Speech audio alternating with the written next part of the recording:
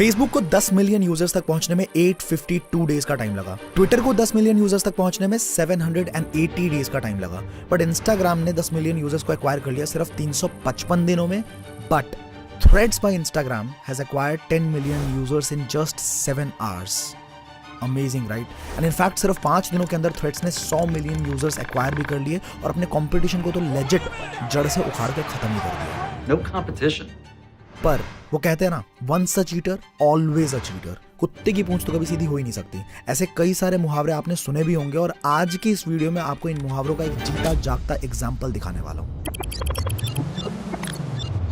We all know Mark Zuckerberg social media के ऊपर राज करता है। Mostly use social media platforms में से 3 मेजर प्लेटफॉर्म्स वो ऑलरेडी ओन करते थे and now he owns the 4th one also.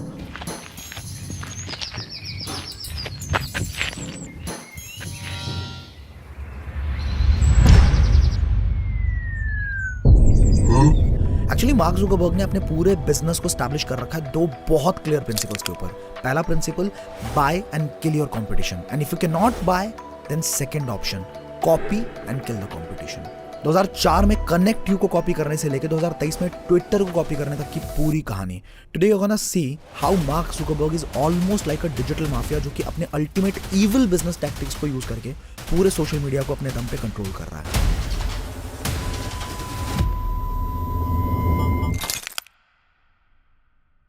आज के टाइम में मार्क जुकरबर्ग को तो सब जानते हैं, पर टाइलर विंकलवोस, कैमरॉन विंकलवोस और दिव्या नरेंद्र, क्या आपने इन तीनों लोगों का नाम कभी सुना है?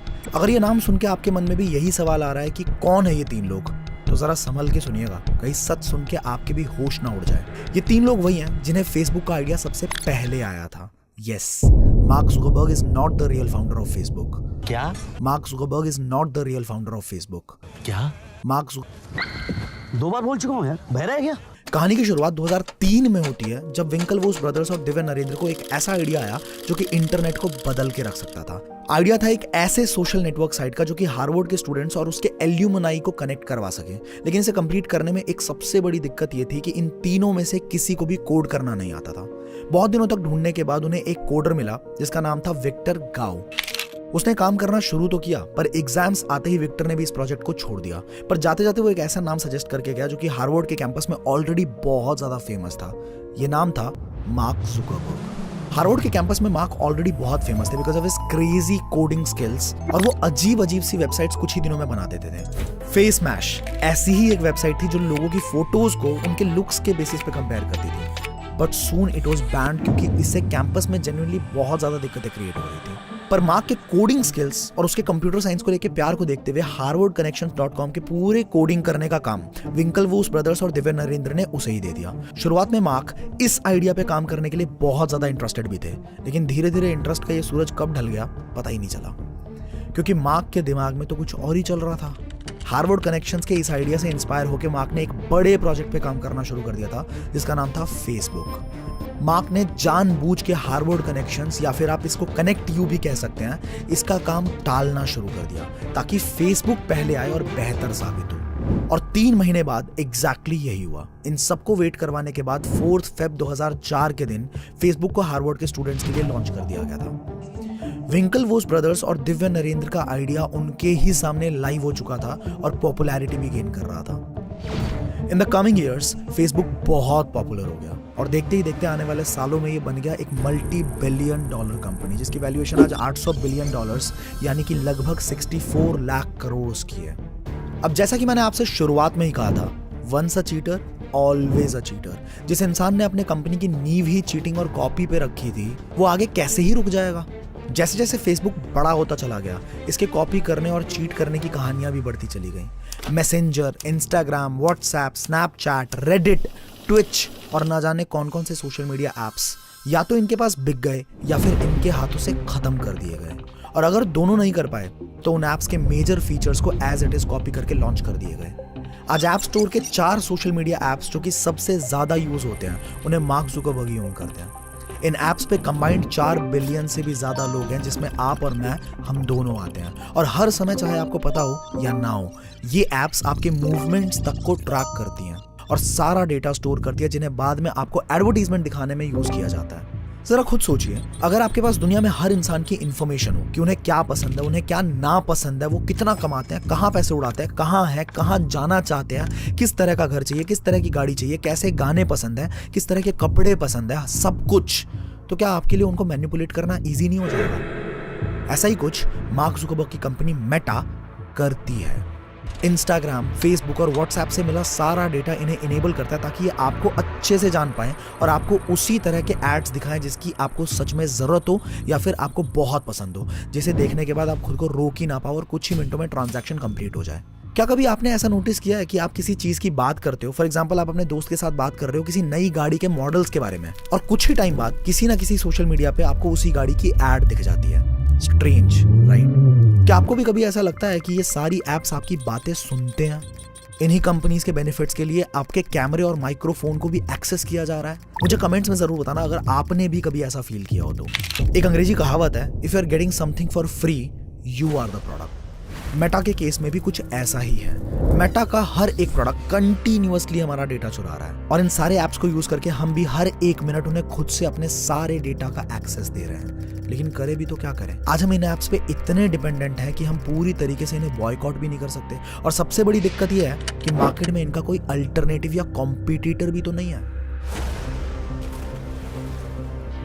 आज मेटा सोशल मीडिया को पूरी तरह से डोमिनेट करती है क्योंकि मेटा का कोई भी डायरेक्ट कॉम्पिटिटर है ही नहीं जो उसके बराबर खड़े होकर उसके स्पेस को रेगुलेट कर सके। और अगर कोई स्पेस को रेगुलेट करने की कोशिश करता भी है तो मार्क अपने इविल बिजनेस टैक्टिक्स से इन्हें बर्बाद कर देता है। Today Mark Zuckerberg is known as the destroyer in the Silicon Valley. जब भी सिलिकॉन वैली में कोई नया सोशल मीडिया ग्रो करने की कोशिश करता है, या तो मार्क जुकरबर्ग उसे खरीद लेता है या तो उसी सोशल मीडिया को कॉपी करके अपनी कंपनी के प्रोडक्ट की तरह लॉन्च कर देता है। ऐसे एक नहीं बल्कि सैकड़ों कंपनीज के साथ ऑलरेडी हो चुका है। इससे पहले भी एक वीडियो में मैं आपको इंस्टाग्राम की पूरी कहानी बता चुका हूं कि कैसे केविन सिस्ट्रॉम ने इंस्टाग्राम की शुरुआत की, कैसे मार्क ने इंस्टाग्राम को बहुत ही प्यार से चिकनी चुपड़ी बातें करके हथिया लिया और फिर सही समय आने पे इंस्टाग्राम के असली मालिक को ही बेदखल कर दिया। वो वीडियो भी आप सबने बहुत पसंद किया था और सिर्फ एक महीने में ही उस वीडियो को 2 मिलियन यानी कि 20 लाख से भी ज्यादा लोग देख चुके थे। पर अगर आपने अभी तक वो वीडियो नहीं देखी है तो आई बटन पे और डिस्क्रिप्शन बॉक्स में मैं उस वीडियो का लिंक दे रहा हूं, देखना जरूर। आपको बिजनेस गेम के डार्क सीक्रेट समझ आ जाएंगे और ये भी समझ आ जाएगा कि बिजनेस में सच में कोई भी किसी का भी सगा नहीं होता।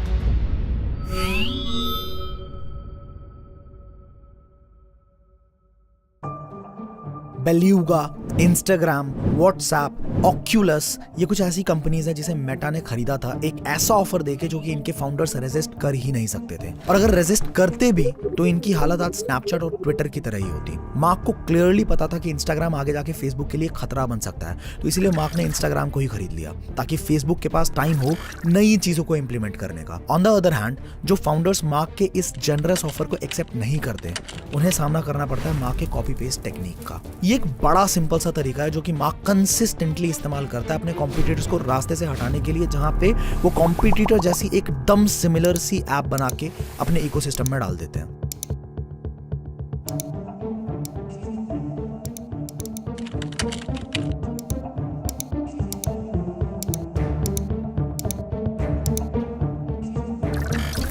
देखो, फेसबुक के पास हमेशा से ज्यादा क्राउड था, तो जब कभी भी उसके अंदर कोई ऐप लॉन्च होगी तो जाहिर सी बात है लोग एक इकोसिस्टम में रहना ज्यादा पसंद करेंगे, और इसी तरह अंत हो जाता है दूसरे सोशल मीडिया कंपनीज का जो मार्क से जुड़ने से मना कर देते हैं। ऐसा एग्जैक्टली स्नैपचैट के साथ हुआ जब मार्क ने इवन स्पीगल को स्नैपचैट खरीदने के लिए $3 बिलियन का ऑफर किया, और जब इवन नहीं माने तो उन्हें 2012 में क्रिसमस गिफ्ट के तौर पर पोक दिया गया।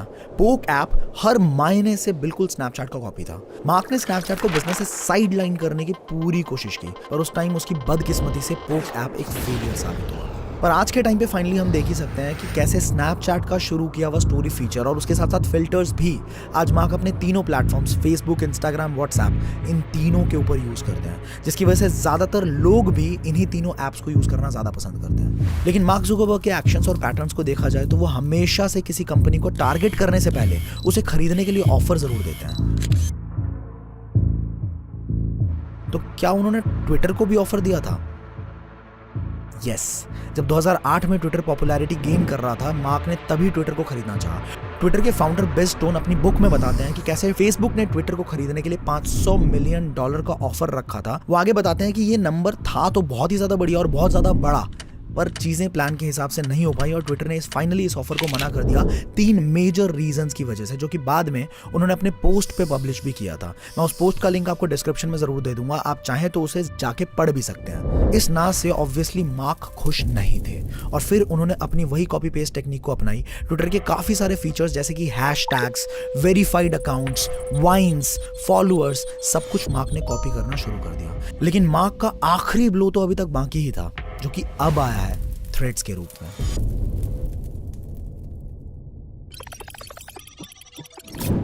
थ्रेड्स ऐप मेटा के अम्ब्रेला के अंदर लॉन्च किया ट्विटर का राइवल ऐप है, जिसका प्राइमरी फोकस है शॉर्ट टेक्स्ट स्निपेट्स शेयर करना। जुकरबर्ग अपने थ्रेड्स पोस्ट में कहते हैं कि थ्रेड्स ऐप एक ऑप्शनल फ्रेंडली ऐप है जहां पे आप पब्लिकली कन्वर्सेशन कैरी आउट कर सकते हो। वो टेक्स्ट के अराउंड एक न्यू एक्सपीरियंस प्रोवाइड करना चाहते हैं। थ्रेड्स एक ऐसा प्लेटफॉर्म है जहां पे आप टेक्स्ट के अलावा फोटोज और वीडियोस भी शेयर कर सकते हो। अभी फिलहाल ये ऐप 100 कंट्रीज में अवेलेबल है और इनका प्लान है कि आगे इसे एक्सपैंड करें। लेकिन क्या जुकरबर्ग ने इसे ट्विटर से पूरा ही कॉपी कर दिया या कुछ चीजें अपनी तरफ से भी ऐड ऑन की हैं? चलिए देखते हैं। But उससे पहले I just want to ask you for a quick favor. If this video has been of value to you and you have really enjoyed the video, do not forget to hit the like button. If you didn't like it, you can also hit the dislike button. इस तरह के documentary style के videos बनाने में, research करने में, script ready करने में, शूट करने में, एडिटिंग में वाकई में बहुत ज़्यादा एफर्ट्स लगते हैं। सो आप सोच भी नहीं सकते कि मुझे कितनी ज़्यादा खुशी होती है आपके सपोर्ट को देखते हुए, कितना अच्छा फील होता है। तो कमेंट करके मार्क जुकरबर्ग और उसके बिजनेस करने के तरीके को लेके आपके क्या व्यू पॉइंट्स हैं, और मार्क का नाम सुनते ही पहली क्या चीज़ आपके दिमाग में आती है, कमेंट्स में जरूर बताना, ताकि हमारी पूरी कम्युनिटी एक दूसरे से इंटरेक्ट भी कर पाए और हम एक दूसरे से काफी कुछ सीख भी पाए। इस चैनल पे इस तरह के इंटरटेनिंग डॉक्यूमेंट्री स्टाइल में बहुत जबरदस्त वीडियोस और भी आने वाली है, बिजनेस, फाइनेंस एंड लाइफ से रिलेटेड। एंड अगर आप इस तरह की कोई भी वैल्यूएबल वीडियो मिस नहीं करना चाहते तो फटाफट से hit the subscribe button and also hit the bell icon so that you get the instant notification whenever new video will get uploaded on this channel. Settings में भी एक बार चेक कर लेना, make sure all your notifications are turned on.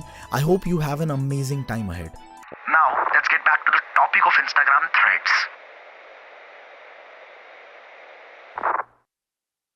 Twitter जहां पहले as a website launch हुआ था, फिर फोन में अडॉप्ट किया गया, वहीं थ्रेड्स इंस्टाग्राम के पाथवे पे चल रहा है। थ्रेड्स की शुरुआत ही ऐप से हुई और शायद ही ऐसा होगा कि थ्रेड्स की वेबसाइट आएगी। इनकेस आई भी तो वो इंस्टाग्राम के जैसे ही बहुत लेट आएगी, जहां पे शायद सारे फीचर्स अवेलेबल भी नहीं होंगे। दूसरा, अकाउंट सिंक, जहां ब्लूबर्ड ट्विटर इंडिपेंडेंट है और किसी ऐप से बंधी हुई नहीं है, वहीं थ्रेड्स ऐप इंस्टाग्राम से कनेक्टेड है। इसमें लोगों को लॉग इन करने में ईज तो है, लेकिन एक बात लोगों ने बहुत देर से समझी और वो ये है कि अभी करंट अपडेट्स के हिसाब से लोग बिना इंस्टाग्राम डिलीट किए थ्रेड्स डिलीट नहीं कर पाएंगे।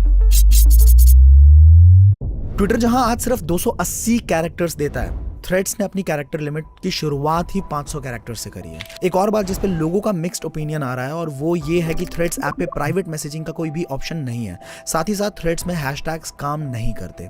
ओवरऑल थ्रेड्स ऐप आते ही काफी अच्छा कर रही है, जहां पे ट्विटर पे आज हर दूसरे पोस्ट के बाद एड शो करते हैं। थ्रेड्स में ऐसा कुछ भी नहीं है। मार्क जुकरबर्ग ने पब्लिकली ये स्टेटमेंट बाहर निकाला है कि जब तक थ्रेड्स पे 1 बिलियन रजिस्ट्रेशंस नहीं हो जाएंगे तब तक एड्स नहीं चलाए जाएंगे। इन सब रीजंस के कारण थ्रेड्स आज तक का डाउनलोड किया जाने वाला सबसे फास्टेस्ट एप्लीकेशन है। इसी सक्सेस को देखने के बाद स्पेक्यूलेट किया जा रहा है कि थ्रेड्स ऐप जल्द ही मेटा की सक्सेस का राज तो बनेगा ही बनेगा, लेकिन साथ में ट्विटर के साथ बीफ में भी इसका मेजर कंट्रीब्यूशन होने वाला है। जैसे ही थ्रेड्स ऐप को लॉन्च किया गया, ट्विटर ने मेटा को पब्लिक प्लेटफॉर्म पे थ्रेटन किया कि वो इस चीज के खिलाफ मेटा के अगेंस्ट लीगल एक्शन लेगी। एलेक्स पायरो, जो कि ट्विटर के ओनर इलॉन मस्क के पर्सनल लॉयर हैं, उन्होंने मेटा के सीईओ मार्क जुकरबर्ग को एक लेटर भेजा, ये एक्यूज करते हुए कि मेटा ने ट्विटर के एम्प्लॉइज को पोच किया है और ट्विटर के trade secrets and intellectual property का यूज करके ये कॉपी कैट एप्लीकेशन बनाया है। अब ये कितना सही है और कितना नहीं है ये तो वक्त ही बताएगा, लेकिन इंटरनेट पे इन दोनों बिलियनियर्स के वॉर के लिए भी लोग बड़े इंटरेस्टेड दिख रहे हैं। और यहाँ पे मैं सिर्फ लीगल वॉर की बात नहीं कर रहा। लीगल वॉर तो इन दोनों के लिए एक छोटी सी बात है, क्योंकि दोनों ही एक तरीके से रिच और बहुत ज़्यादा पावरफुल हैं। एक के पास दम है सोशल मीडिया मैनिपुलेट करने की और दूसरे को पूरी दुनिया फॉलो करती है because of his public personality. जिस वॉर की मैं यहाँ पे बात कर रहा हूँ वो इन दोनों के बीच डिसाइड हुई थी केज फाइटिंग की। जून 21 को जब इलॉन मस्क को थ्रेड्स के लॉन्च का पता चला तो उन्होंने ट्विटर पे मार्क को एक केज फाइट के लिए चैलेंज करा, जिसे मार्क ने अपने अंदाज में एक्सेप्ट भी कर लिया। और इन सारे लीगल केसेस, ये सारे ड्रामों के बीच दोनों बिलियनर्स खुद को ट्रेन कर रहे हैं इस फाइट के लिए, जो कि लास वेगस में होने वाला है। सीरियसली यार, ये कोई मजाक चल रहा है क्या? एक तरफ ये दोनों $1 बिलियन लीगल केस लड़ने की बात कर रहे हैं और वहीं दूसरी तरफ ये केज फाइटिंग कर रहे हैं। शायद हम जिस इशू को इतना सीरियसली ले रहे हैं ना, वो उतना सीरियस है ही नहीं। और ये सब ये दोनों बिलियनियर्स अपना टाइम पास करने के लिए कर रहे हैं, लाइमलाइट में रहने के लिए कर रहे हैं। ये देखिए कैसे कुछ दिनों पहले इलॉन मस्क ने मार्क जुकरबर्ग को चैलेंज करा था अपना साइज मेजर करने के लिए। ये सारी चीजें देखने के बाद मेरा सजेशन तो आप लोगों के लिए यही होगा कि आप इन दोनों के बीफ में ज्यादा इंटरेस्ट ना ही लो तो ही बढ़िया रहेगा। बिकॉज इन्हें अपनी लाइफ में जितना कमाना था, जितना सक्सेसफुल होना था, जितनी चीजें अचीव करनी थी, इन्होंने कर लिया। और जो भी ये अभी कर रहे हैं ये बस फन के लिए कर रहे हैं ताकि इनकी लाइफ हैपनिंग रहे। इनके पास अब अचीव करने को ज्यादा कुछ है नहीं, लेकिन आपके पास अचीव करने के लिए भी बहुत कुछ है। और यही टाइम किसी प्रोडक्टिव चीज में लगाएं, क्योंकि सोशल मीडिया आपको मैनिपुलेट करने के लिए ही होता है, ताकि आप लोगों की सो कॉल्ड बढ़िया लाइफस्टाइल को देखें, उनकी बातें करें, उनसे इंस्पायर हो और इसी लूप में उलझे रहो। आप जितना टाइम इन ऐप्स पे स्पेंड करोगे ये उतना ही ज्यादा पैसा कमाएंगे। मई 2023 में यूएस सर्जन जनरल डॉक्टर विवेक मूर्ति ने एक एडवाइजरी भी रिलीज की थी जिसमें दिखाया गया था कि टीनेजर्स के दिमाग पे बढ़ते सोशल मीडिया के इन्फ्लुएंस कितना ज्यादा है। ये स्टडी बताती है कि कैसे सोशल मीडिया के यूज से टीनेजर्स के लाइफ पे बहुत ही ज्यादा गंदा असर पड़ रहा है, किस तरह से लोग फोमो फील करते हैं दूसरे की फेक लाइफस्टाइल को देख के, और कैसे धीरे धीरे हमें ये एडिक्ट बनाता चला जा रहा है। We see rates of depression and anxiety and suicide and loneliness going up among young people. And I'm concerned that social media is an important driver of that youth mental health crisis. With every new content piece, आपको कोई ना कोई product, opinion या propaganda बेचा जा रहा है और बदले में आपका टाइम और अटेंशन खरीदा जा रहा है। मैं ये बिल्कुल भी एक्सपेक्ट नहीं करूंगा कि आप कंटेंट देखना ही छोड़ दें इस दौर में, क्योंकि वो प्रैक्टिकली पॉसिबल नहीं है। लेकिन एक चीज जिसका ध्यान आप रख सकते हैं वो ये है कि आप अवेयर हो जाओ कि आप देख क्या रहे हो, because what you consume shapes your future. Wait, Before you leave, I just have something to share. What are some dark secrets about money जो हमेशा गरीब और मिडिल क्लास से छुपाए जाते हैं? स्कूल, कॉलेज या कोई भी इंस्टीट्यूशन कभी भी हमें नहीं सिखाता, पर Elon Musk, Jeff Bezos, Mukesh Ambani, Gautam Adani, Virat Kohli सबकी कामयाबी के पीछे सबसे बड़ा कारण क्या है? राइट वाली वीडियो देखोगे ना, समझ जाओगे।